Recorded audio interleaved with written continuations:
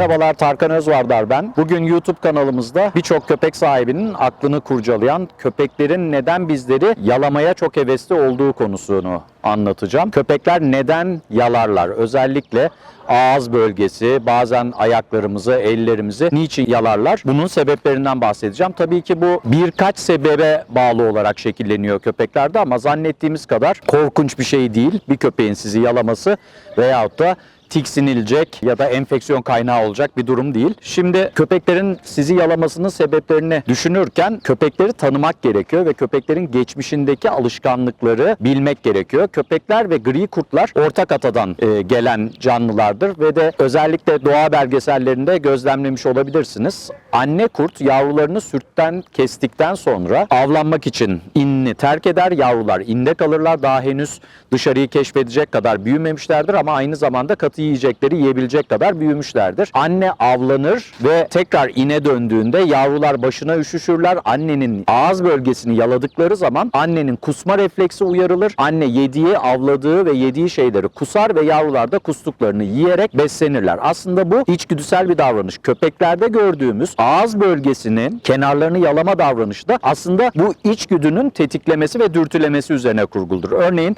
bu köpeğe ben yaklaştığım anda dikkat edin, ağzımın kenarlarını yaladığını göreceksiniz. İşte bu aslında bir beklenti, yani bir içgüdünün yansımasıdır.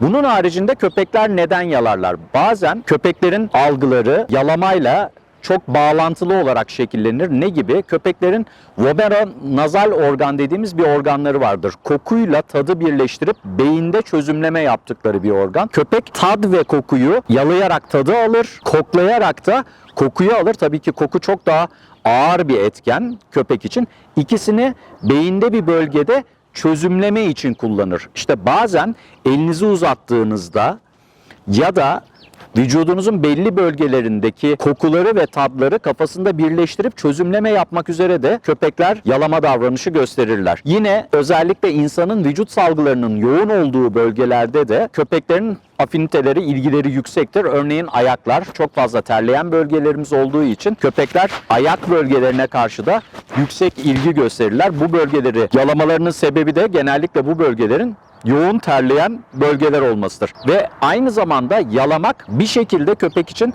komünikasyon ve iletişim demektir. Sürü psikolojisinde de yalamak bazen saygının, bazen de izin istemenin ya da karşısındakinden bir istekte bulunmanın yöntemidir. Dolayısıyla bu sebeplerden ötürü köpekler sizi yalayabilirler. Peki köpekler yaladığı zaman nasıl bir durum söz konusu? Bir enfeksiyon kaynağı mı? Bizim için bir tehlike mi? Tabii ki değil. Şuna emin olabilirsiniz.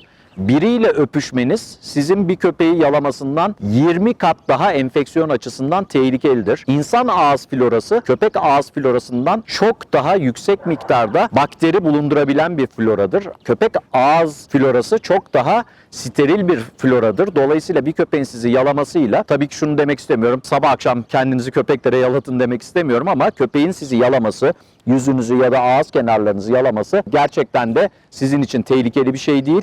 %100 bir enfeksiyon alacaksınız anlamına gelmez. Özellikle mukayese edebilmeniz için söylüyorum. Biriyle öpüşmeniz bir köpekle öpüşmek ya da bir köpeğin sizi yalamasından son derece daha fazla, yani 20 kat kadar daha fazla enfeksiyon ihtimali doğurur.